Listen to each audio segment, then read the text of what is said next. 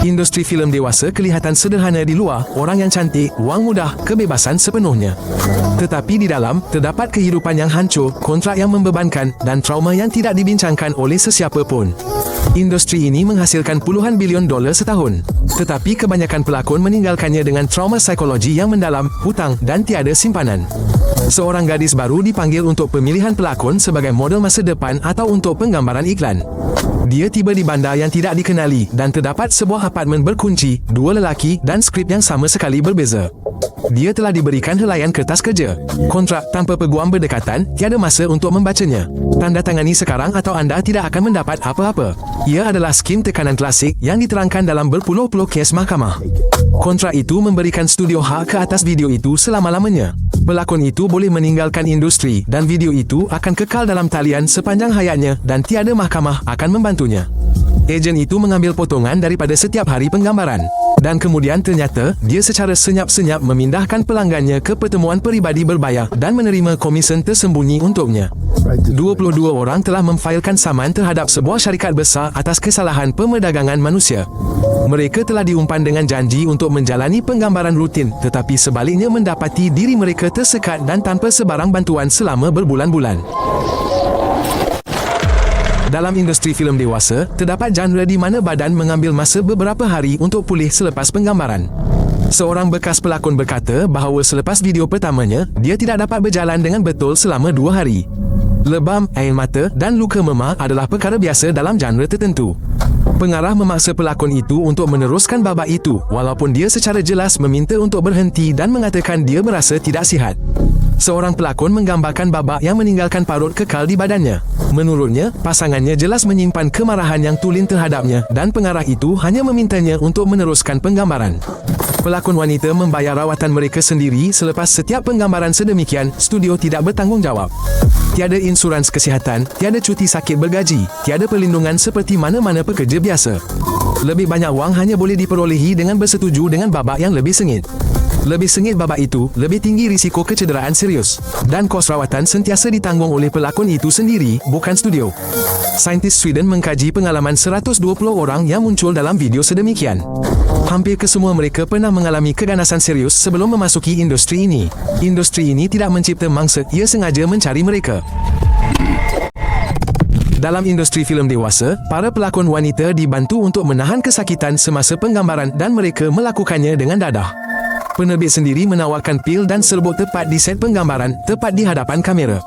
Semua ini dibentangkan sebagai kebimbangan terhadap keselesaan pelakon wanita semasa bekerja. Tetapi pada hakikatnya, ia adalah perangkap sebenar. Beberapa sesi penggambaran berturut-turut dan seseorang sudah mempunyai ketagihan serius yang mustahil untuk dihentikan. Bekas pelakon wanita menceritakan kisah yang sama. Hampir semua orang yang mereka kenali dalam industri mengalami masalah yang sama. Mereka semua mengambil sesuatu. Seorang menggambarkan kehidupan di sana sebagai kekosongan besar tanpa apa-apa untuk mengisinya. Seorang pelakon mengalami dos berlebihan 3 kali sepanjang kerjayanya. Seorang lagi cuba membunuh diri selepas meninggalkan industri. Dia berkata bahawa 7 tahun di sana adalah penyiksaan semata-mata, tetapi dia tidak tahu bagaimana untuk melarikan diri. Dadah di sini bukanlah pilihan peribadi untuk pelakon wanita. Ia adalah alat kawalan. Seseorang yang ketagih tidak akan menolak penggambaran, tidak akan pergi, tidak akan melawan. Inilah yang diperlukan oleh pembuat keputusan dalam industri. Ramai yang tidak terlepas daripada kitaran ini selama bertahun-tahun. Ketagihan, hutang kepada ejen, dan video selamanya, 3 rantai yang mencengkam seseorang lebih erat daripada sebarang kunci. Dan semua ini berlaku dalam diam sepenuhnya daripada industri itu sendiri. Kontrak dalam industri filem dewasa adalah perangkap seumur hidup. Studio ini mendapat hak untuk menggunakan video selama-lamanya dan di mana-mana platform, termasuk yang tidak wujud semasa ia ditandatangani. Salah seorang pelakon wanita paling terkenal dalam industri ini meletak jawatan selepas 3 bulan. Dia bercakap secara terbuka, syarikat besar secara khusus menjadi mangsa wanita muda, menjerat mereka secara sah semasa mereka terdedah dan tidak yakin. Selepas pemergiannya, videonya terus menduduki carta teratas selama bertahun-tahun. Dia menuntut agar video-video itu dikeluarkan, tetapi tidak berjaya. Kontrak itu memindahkan imejnya sepenuhnya kepada orang yang tidak dikenali secara kekal dan tanpa sekatan.